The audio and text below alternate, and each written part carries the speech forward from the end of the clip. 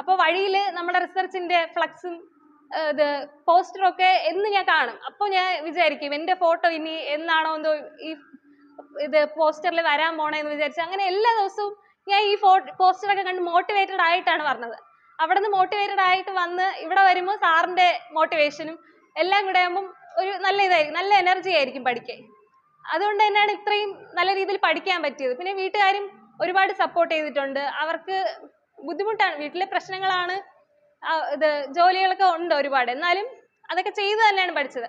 പക്ഷെ നമ്മൾ കഷ്ടപ്പെട്ട് നമ്മൾ ലക്ഷ്യത്തിൽ എത്തിച്ചേരുമ്പോഴേ അതിന് വാല്യൂ ഉണ്ടാവുള്ളൂ. അല്ലാതെ നമ്മൾ ഈസി ആയിട്ട് ഒരു കാര്യം നേടിയെടുത്താൽ നമുക്ക് തന്നെ അത് വാല്യൂബിൾ ആയിട്ട് തോന്നൂല. അപ്പൊ നിങ്ങൾ കഷ്ടപ്പെട്ട് ഒരു ലെവലിൽ എത്തിക്കഴിഞ്ഞാൽ നിങ്ങൾക്ക് എന്തായാലും അത് ഏറ്റവും മൂല്യമുള്ളതായിരിക്കും എപ്പോഴും. അപ്പൊ എല്ലാവരും നല്ലപോലെ പഠിക്കുക, എല്ലാവർക്കും കിട്ടും. ഇവിടുത്തെ അധ്യാപകര് പ്രത്യേകം പറയണം, നല്ല അധ്യാപകരാണ്. എനിക്ക് പല വിഷയങ്ങളും ഞാൻ